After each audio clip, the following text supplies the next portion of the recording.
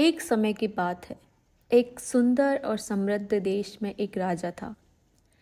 राजा बहुत प्रशंसा और सम्मान के साथ जाना जाता था और लोग उसकी नीति और शक्ति से प्रभावित होते थे। राजा के पास दो बेटियां थीं। पहली बेटी का नाम अनुष्का था। वह बेहद सुंदर और प्रशासकीय कौशलों में माहिर थी। अनुष्का राज्य के विभिन्न क्षेत्रों में सरकारी कार्यों को संभालती थी और लोगों की समस्याओं को हल करने में निपुण थी। उसकी बुद्धिमत्ता और न्याय नीति उसे लोगों की प्रेमिका बनाने में मदद करती थी। दूसरी बेटी का नाम रिया था। वह अत्यंत सुंदर और कला के क्षेत्र में प्रवीण थी। रिया को चित्रकला में अद्वितीय कौशल था और उसकी प्रतिभा के आगे सब हैरान रह जाते थे।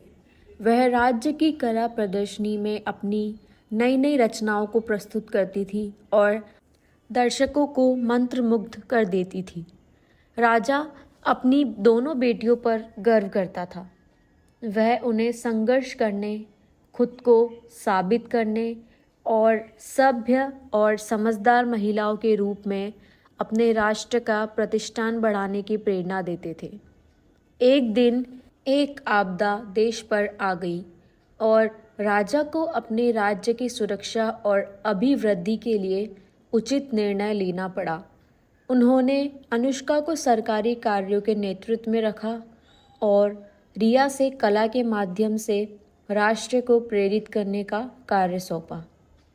बेटियों ने एक साथ काम करके देश को समृद्ध और सुरक्षित बनाने के लिए कठिनाइयों का सामना किया। अनुष्का ने सुशासन और सामरिक योजनाओं की संचालना की, जबकि रिया ने कला के माध्यम से लोगों को आदर्शों के प्रतीक बनाने का कार्य किया।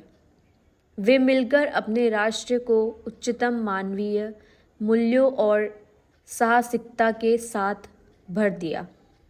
इस प्रकार राजा की दोनों बेटियां अपने ब्रिलियंस के माध्यम से राज्य को गर्वित करती रही।